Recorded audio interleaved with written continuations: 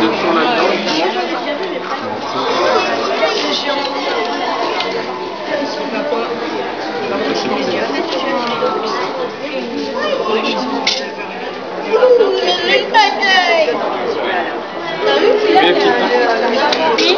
T'as vu les petites dents du poisson? Ouais, il est mignon. Tu vois les petites dents? Puis c'est strié à sa bouche. Ah ouais? Ouais. C'est comme un chemin pour descendre dans la gorge. Ah ouais? Ouais.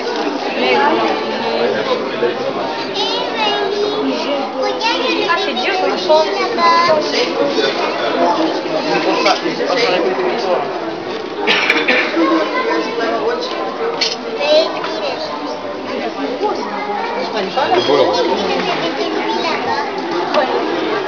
Ah bah je préférerais qu'un faucon.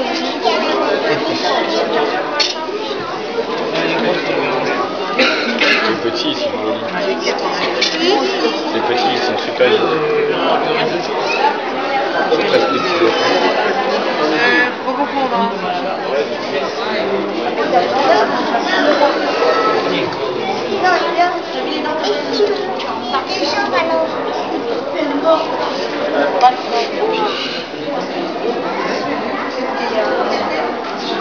Les requins ils ont la bouche vers en bas. Ça veut dire qu'ils mangent seulement au fond. Ça va plus vite courir. Ah ouais. Je vais vous présenter nos requins pendant que nos recherches seraient exhumées par notre biologiste. Un conseil pour ceux qui veulent prendre des photos, mettez-vous un peu plus vers le milieu parce que le nourrissage va avoir le là-bas. Ça c'est pour ceux qui ont envie d'immortaliser le moment. Déjà, je vous souhaite la bienvenue à l'aquarium. Ensuite, sachez que nous avons dans ce bac 4 espèces de requins différentes. En tout, vous en aurez 7 dans l'aquarium. Une en mer de Java, et vous avez l'équivalent dans les bacs dans le et 2 dans le bac Sable d'Olonne. Là, vous avez 4 espèces de requins dans un volume qui fait 180 000 litres. C'est le plus grand bac de l'aquarium. Et il faut savoir que donc derrière, pour ceux qui ne font pas les conversions, vous avez derrière vous 180 tonnes d'eau. Voilà, séparé par une vitre qui fait à peu près 10 cm d'épaisseur, qui est dans un matériau qu'on appelle le polyacrylate. C'est un matériau qui permet d'avoir une vue à peu près à taille réelle et totalement nette des poissons malgré l'épaisseur. Voilà, c'est un matériau spécial qui a été fait vraiment pour les aquariums. Après, pour vous présenter nos requins, en attendant que notre ami biologiste les nourrisse, ce qui ne devrait pas tarder, vu qu'il a fini le bac mer de Java, nous avons 4 espèces, nous avons deux grands groupes de requins qu'on peut identifier parmi les requins de l'aquarium et dans l'ensemble des requins que vous trouverez en captivité. On a les requins qu'on appelle nageurs et les requins qu'on appelle dormeurs. Ça, c'est des appellations un peu particulières, tout ça pour signifier quel est leur comportement. Les requins dormeurs sont capables de se poser au fond de l'eau et de dormir, littéralement, de se reposer. Ils n'ont pas besoin de nager pour survivre en permanence, pour vivre. Les requins nageurs, eux, ne peuvent pas s'arrêter. Ils ne s'arrêtent jamais. S'ils s'arrêtent, ils s'étouffent. Il y a une raison très simple à cela, c'est au niveau des branchies que ça se passe. Les branchies, pour ceux qui ne savent pas ce que c'est, ce sont les fentes qui sont situées sur le côté de la tête des poissons, de tous les poissons, requins y compris, et qui permettent aux poissons de filtrer l'oxygène de l'eau. Pour pouvoir filtrer l'oxygène, il faut qu'il y ait un courant d'eau en permanence qui se passe, et le courant d'eau, normalement chez tous les poissons, est fait par des battements des opercules qui se couvrent les branchies, qui sont actionnés par des muscles. Les requins, sauf les requins dormeurs, les requins nageurs n'ont pas de muscles à cet endroit-là, donc ne peuvent pas actionner leurs branchies tout seuls. Il faut savoir que les requins nageurs vont devoir nager toute leur vie, 24 heures sur 24, 7 jours sur 7, sans interruption. Pour se reposer, ils sont capables de couper leur cerveau en deux, ce qui est voilà, c'est unique chez les vertébrés. Ils sont capables littéralement de couper le cerveau en deux, une moitié se repose, l'autre moitié reste active, pour éviter que le requin se prenne un mur ou un rocher, ou bien encore se fasse avoir par un prédateur sans faire attention. C'est qu'un requin fera ce qu'on appelle une sieste active. Voilà. Après, donc là, 4 espèces de requins dans ce bac. Je vais vous les présenter une par une. On va commencer par nos requins dormeurs qui sont au nombre de 2, qui sont là en train de nager ensemble. Là, vous les voyez, voilà, ils sont achetés. Ce sont des requins zèbres. Vous me direz pourquoi requins zèbres alors qu'ils sont achetés? Parce que les scientifiques, lorsqu'ils ont décrit l'espèce dans les années 1800 et quelques, ont décrit d'abord les jeunes. Et les jeunes sont rayés chez cette espèce. Voilà. Et c'est simplement après qu'ils se sont rendus compte qu'une fois adultes, ils deviennent tachetés. Malheureusement, le nom requin léopard avait déjà été donné à une autre espèce de requin, donc ils ont gardé requin zen. Voilà.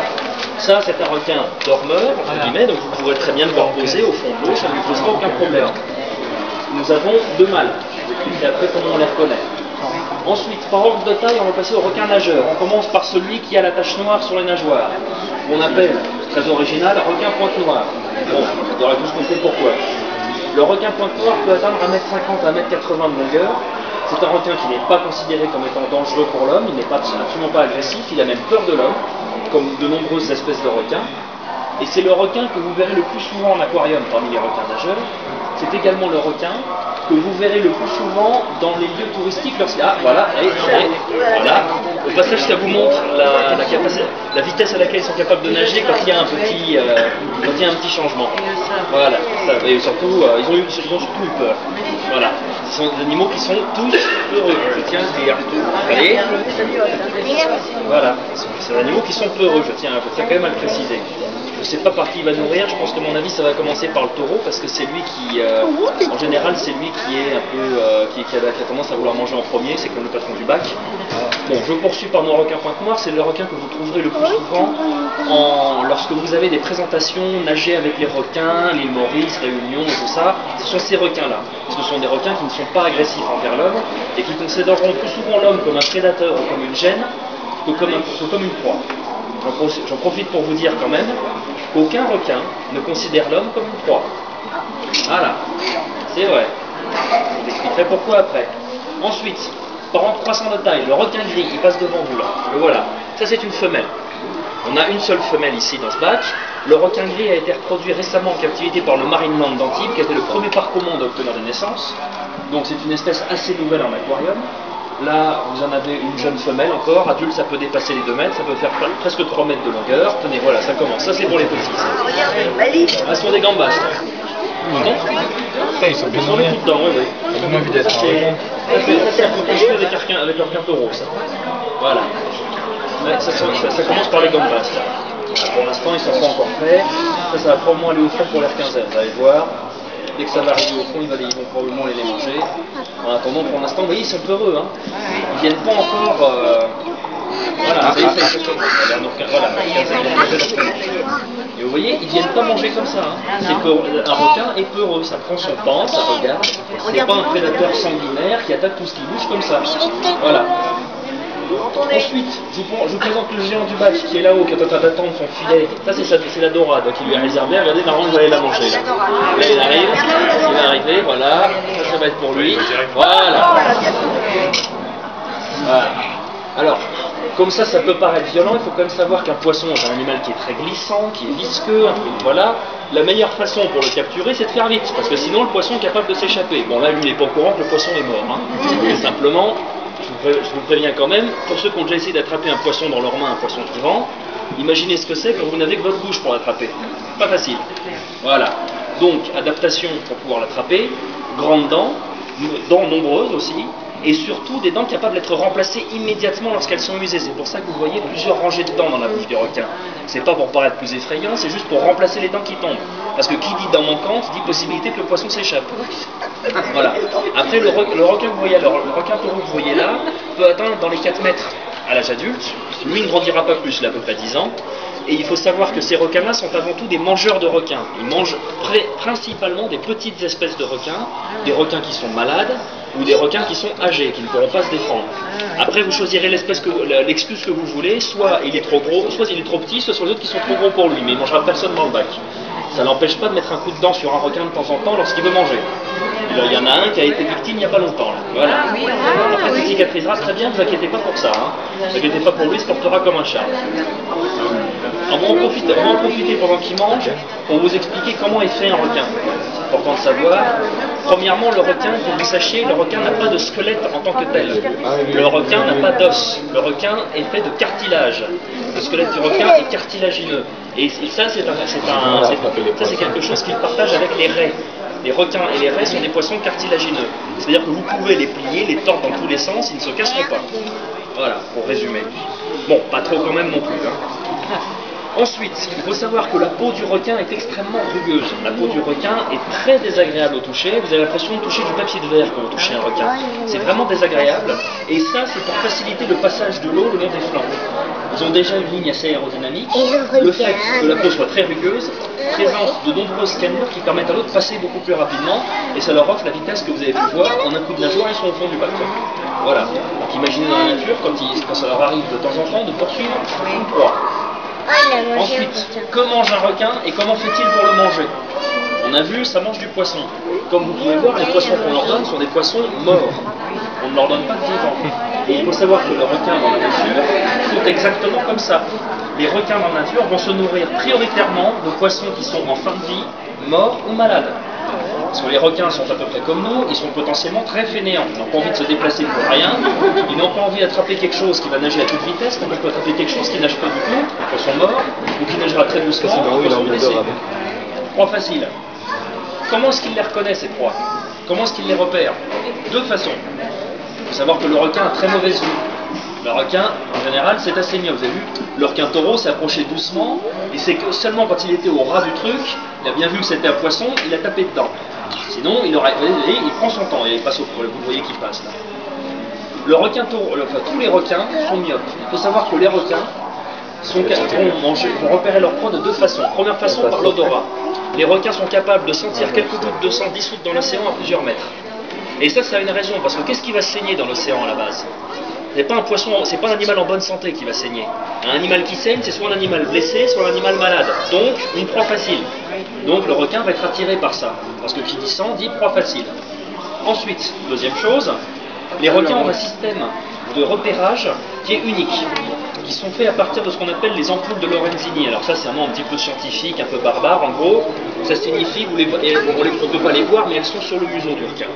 Et ce sont des tout petits récepteurs qui permettent de sentir les variations d'intensité électrique des courants de l'eau. Et ça, chaque fois que vous faites un mouvement dans l'eau, même le plus petit mouvement, chaque fois qu'il y a un mouvement de nageoire d'un poisson, ça modifie l'intensité des champs électriques dans l'eau. Et ça, le requin le sent. Même un mouvement de nageoire de poisson, le requin va le sentir. Et parfois à plusieurs kilomètres. Hein. Il faut savoir que les requins qui ont ce système de captage de mouvement, ces requins-là vont être capables de différencier un mouvement correct d'un poisson d'un poisson malade. Ils vont être capables de faire la différence entre ces mouvements-là et ainsi de pouvoir cibler des poissons ou des animaux qui sont potentiellement faibles. Voilà. Malheureusement, ça joue en notre défaveur. Il faut savoir que lorsque les surfeurs se mettent à plat ventre sur leur planche et nagent avec les mains comme ça de façon un peu désordonnée, évidemment ça crée des ondes électriques aussi. Et il faut savoir que ces ondes électriques-là sont interprétées par les requins comme étant signe de mauvaise santé. Et du coup les requins, les grosses espèces notamment, pour qui un homme sur sa planche va être, on va dire, de taille suffisante pour être mangé potentiellement, vont aller voir et goûter. Problème, l'homme a très mauvais goût pour le requin, et ça c'est vrai. L'homme a mauvais goût pour le requin, du coup, le requin, une fois qu'il a mordu, va recracher, va s'en aller, c'est pas bon pour lui, il n'en veut pas. Un requin ne mangera jamais un être humain, jamais. Les seuls cas d'attaque de requin quand le requin a fait ça pour aller manger, c'est parce que le requin a confondu l'homme avec quelque chose d'autre. Je vous rappelle que le requin a mauvaise vue. Voilà, donc, qu'on ne vienne pas accuser le requin d'être mangeur d'hommes, ce n'est pas vrai. Voilà. Donc ça les excite, ça les attire. Ils ne sont pas excités, ils sont juste attirés parce que, comme je vous dis, qui dit sang dit animal malade ou animal blessé, donc proie facile. Tout simplement, c'est un mécanisme naturel. Et par contre, c'est pas, si vous voulez, le sang en lui-même ne fait pas grand-chose. Le sang indique au requin qu'il y a quelque chose à manger. Donc le requin va être intéressé. Voilà, le sang en lui-même, ça n'attire pas plus. C'est pas les requins sont pas avides de sang, si vous voulez. Après, pour finir là-dessus, pour finir sur les requins et pour parler un peu de la relation des requins avec l'homme, il y a un autre cas d'attaque qui est documenté, qui est beaucoup plus grave malheureusement, et sur lequel nous pouvons faire quelque chose si simplement les autorités locales se donnent la peine d'éduquer et d'informer les baigneurs. Il s'agit des attaques lorsque les hommes interfèrent avec la vie du requin dans sa zone de reproduction. Il faut savoir que les requins nageurs qui sont là, tous sans exception dans le monde, vont se reproduire dans des eaux peu profondes, c'est-à-dire près des côtes, près des plages.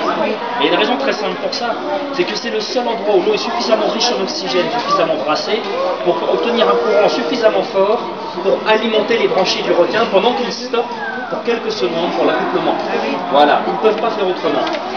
Et les plages en question, qui sont en Californie, en Australie, en Afrique du Sud, sur l'île de la Réunion, l'île Maurice et autres, malheureusement, ces plages-là sont, on va dire, le lieu de reproduction d'espèces de requins qui peuvent être dangereuses pour l'homme, et ce, pendant seulement quelques jours par an. C'est pas si énorme que ça. Et le cycle de reproduction est très facile à prévoir, vu que c'est un cycle qui est basé sur les cycles lunaires. Voilà. Il suffirait de se renseigner un petit peu plus et de faire un effort d'information auprès des baigneurs, leur dire n'allez pas là, c'est la reproduction des requins, revenez dans 10 jours, allez sur une autre plage. Malheureusement, rien n'est fait. Et on continue à laisser les gens aller se baigner, risquer une attaque, ce qui invariablement va arriver parce que les requins se sentent menacés et vont se protéger. C'est pas un système d'attaque, c'est une défense. Et derrière, on va tuer plusieurs milliers de requins. Pour l'exemple, le requin est un prédateur sanguinaire, dangereux pour l'homme, etc. Si simplement vous avez la peine de respecter leur comportement, vous verriez que tout changerait très vite et qu'il y aurait nettement moins d'attaques déjà. Pour finir sur cette animation, je tiens à vous dire quand même qu'aujourd'hui, toutes les espèces de requins, sans exception, sont menacées. Elles sont en voie d'extinction. Et il y a une raison à ça, c'est la surpêche. Notamment pour la pêche, par la soupe aux ailerons de requin que vous avez en Asie. Il faut savoir que cette soupe-là tue plus de 10 000 requins par an. Voilà. Et malheureusement, c'est beaucoup plus que les requins ne peuvent produire en population, en reproduction. C'est beaucoup plus. Donc, si on continue comme ça, si les Asiatiques continuent à pêcher comme ça, et si nous continuons à tuer des requins par peur et par, on va dire, par ignorance, on estime que dans 50 ans, il n'y aura quasiment plus de requins nageurs. Voilà. Si on continue comme ça, dans 50 ans, toutes les grandes espèces de requins auront disparu. Et il faut quand même savoir que le requin, comme je vous l'ai expliqué, mange des poissons morts, des poissons en mauvaise santé, des poissons âgés. C'est un nettoyeur de l'océan. C'est le nettoyeur le plus efficace. Et ce serait quand même dommage de priver nos océans de ce nettoyeur en question, car je vous rappelle que si les requins n'étaient pas là, vous aurez des océans qui seraient infestés de carcasses de poissons et de poissons malades. C'est grâce à eux, et en majeure partie grâce à eux, que nous avons des océans encore à peu près propres, sans qu'on les pollue évidemment, si on ne tient pas compte de ça, des océans à peu près propres, et surtout des poissons, des bancs de poissons qu'on peut pêcher et qu'on peut consommer en bonne santé. Voilà. Mais comment vous connaissez les mâles des femelles de... Alors, les mâles des femelles, je vais vous l'expliquer, c'est très facile. Vous regardez au niveau des nageoires ventrales.